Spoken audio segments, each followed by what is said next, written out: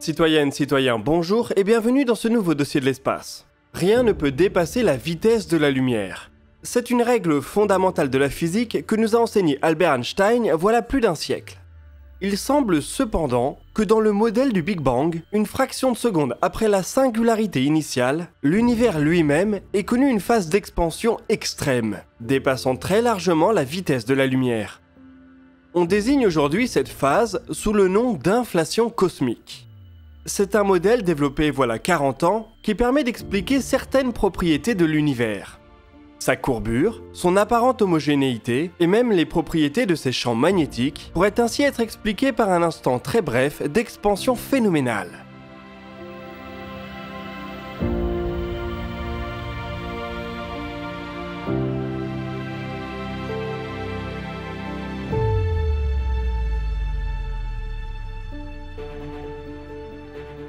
Avant de nous plonger dans cette phase si particulière de l'histoire de l'univers, un petit mot sur notre sponsor du jour, Rhino Shield. Normalement, vous connaissez, Rhino Shield fabrique des coques de protection pour téléphone et accessoires.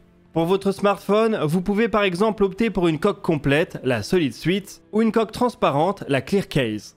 Il existe aussi des coques pour AirPods, et le gros plus, c'est que vous pouvez personnaliser le tout.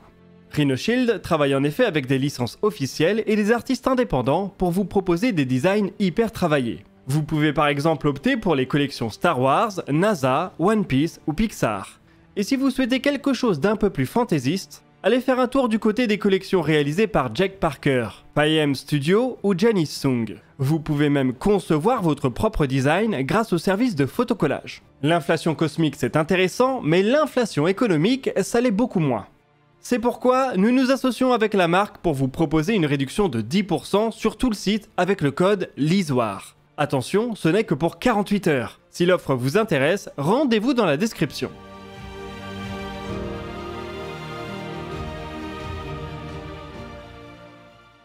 Le modèle du Big Bang nous apprend que l'univers a une histoire.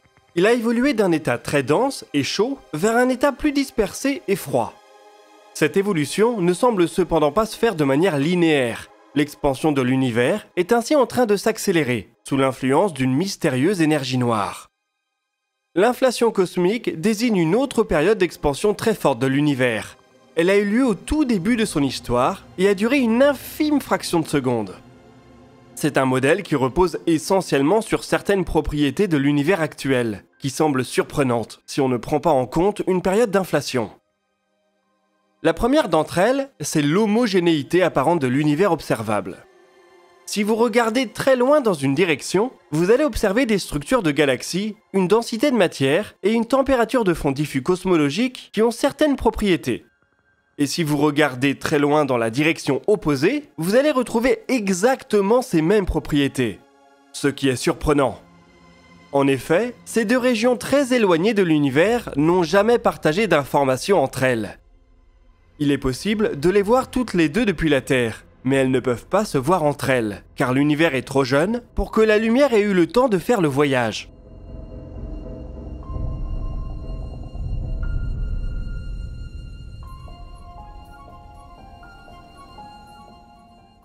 Comment expliquer une telle homogénéité alors que rien n'indique que les conditions initiales de l'univers aient été partout les mêmes ?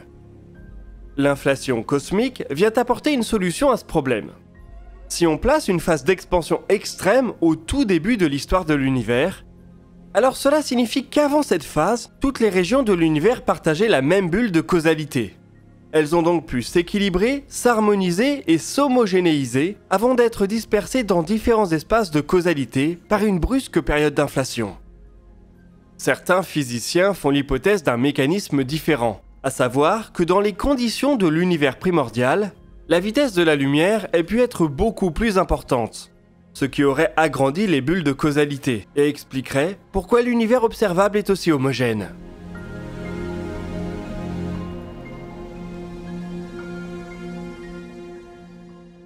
Un autre problème que semble résoudre l'inflation cosmique concerne la forme et la densité de l'univers. Si vous vous souvenez de notre vidéo sur le destin de l'univers, vous savez que ce dernier dépend en partie de sa forme. L'univers peut être plat, ouvert ou fermé. Cette forme est déterminée par sa densité. Au-dessus d'un certain seuil critique, l'univers est fermé. En dessous, il est ouvert. Et s'il possède exactement cette densité critique, alors il est plat. Toutes les tentatives de mesure qui ont été menées semblent montrer que l'univers est plat, ou du moins très proche de cette forme. Sa densité est donc égale à la densité critique, à moins de quelques pourcents près. Ce qui peut paraître un heureux hasard. Si on prend en compte l'âge de l'univers, le constat est encore plus troublant. En effet, pour que l'univers soit très plat aujourd'hui, c'est qu'il a dû être encore plus plat par le passé. Pour expliquer les mesures actuelles, il faudrait que l'univers à ses tout débuts ait une densité strictement égale à la densité critique avec une marge d'erreur de 10 puissance moins 57. L'explication par un simple coup du hasard paraît ici inacceptable.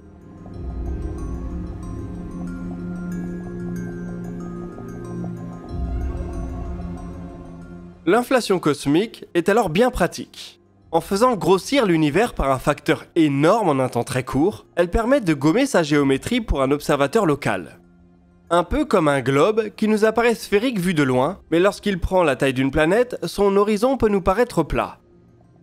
L'inflation cosmique permet enfin de régler un troisième problème, lié à des particules qui devraient être présentes dans l'univers, mais qu'on n'a jamais pu observer, les monopoles magnétiques. C'est d'ailleurs par ce biais que la théorie a d'abord été formulée.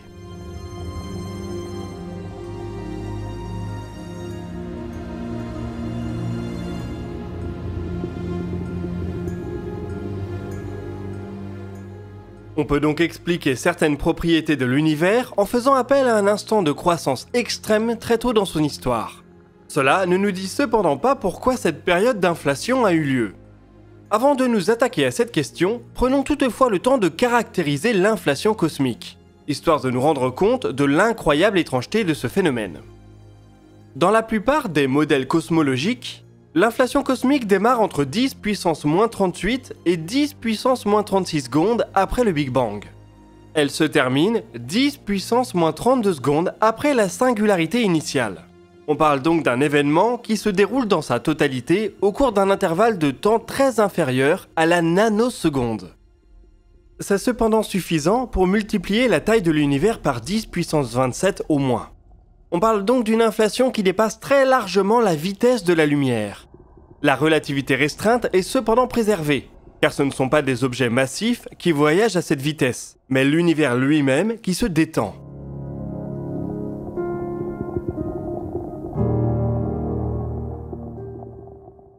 Ce bref instant est aussi suffisant pour faire chuter la température de l'univers primordial d'un facteur de 100 000. Après ce petit moment de folie, l'univers continue son expansion à un rythme plus comparable à ce qu'on observe aujourd'hui. Aussi fou que cet instant de l'histoire de l'univers puisse paraître, il est plutôt bien établi.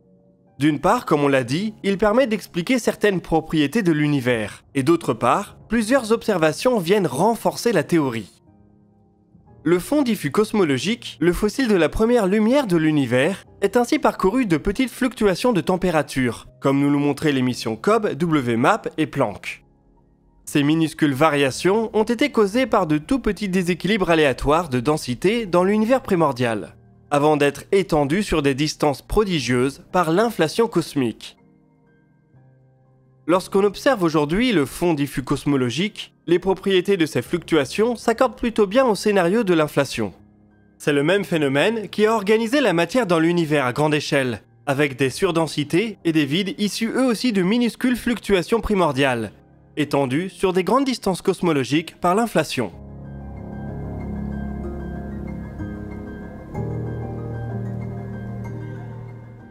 Il reste maintenant à comprendre pourquoi une telle période d'inflation a eu lieu. L'hypothèse dominante prédit qu'il s'agit d'une propriété primaire de l'univers, associée à un champ, l'inflaton. Celui-ci posséderait sa propre particule qui resterait encore à découvrir. On se rappelle que le boson et le champ de Higgs n'ont été découverts qu'il y a 10 ans expérimentalement. C'est donc peut-être une hypothèse qu'il sera possible de confirmer un jour.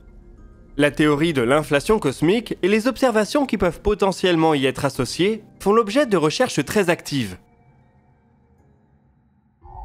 Dans les années qui viennent, l'arrivée de nouveaux observatoires devrait aider à éclaircir ce moment si particulier de l'histoire de l'univers. Autour de 2024, la NASA lancera la mission SPHERIX, constituée d'un petit télescope qui répertoriera des millions de galaxies et d'amas. La carte produite devrait permettre de confirmer comment la matière a été distribuée par l'inflation cosmique à partir de toutes petites irrégularités primordiales. Au cours de la décennie suivante, ce sera l'ESA, l'Agence spatiale européenne, qui lancera l'observatoire en ondes gravitationnelles LISA. Ce dernier devrait être extrêmement sensible et capable de détecter des ondes gravitationnelles de basse fréquence. Parmi celles-ci, il y a l'espoir que LISA puisse identifier des ondes liées à la période de l'inflation. C'est un espoir pour le moment très prospectif, mais qui pourrait potentiellement bouleverser notre compréhension de l'histoire de l'univers.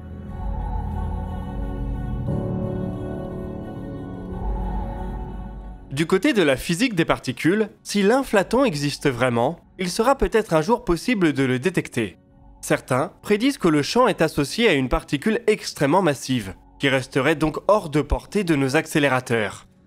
D'autres pensent que l'inflaton pourrait être un WIMP, et donc directement associé au problème de la matière noire. Il est même possible d'imaginer que le boson et le champ de Higgs soient aussi l'inflaton, puisqu'ils possèdent certaines propriétés adéquates. Il reste donc largement de quoi occuper les physiciens, les expérimentateurs et les astronomes sur le sujet pendant encore des décennies.